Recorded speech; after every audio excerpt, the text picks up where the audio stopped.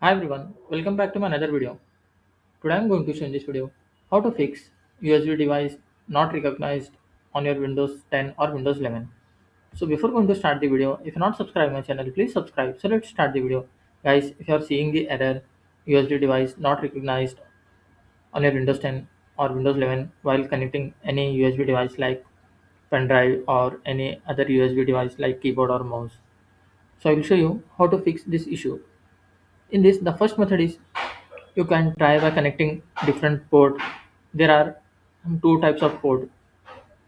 One is 3.0 and the color of 3.0 port will be blue color, and another one is USB 2.0.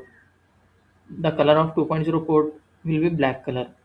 You can try and connect to a different port and check whether it is working or not, or you can try by connecting it to another computer or laptop and check if it is working fine on another computer or laptop. Then the issue may be of your operating system.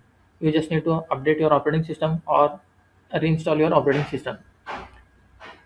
And the second method is you can try by updating your device driver. Just click on the search, then type here device manager. Click on the device manager. In this, in last you'll find universal serial bus controller. Double click and expand it. Here you can see generic USB hub. You just need to right click on that, then click on uninstall, and here you'll find USB composite device. Just right click and uninstall.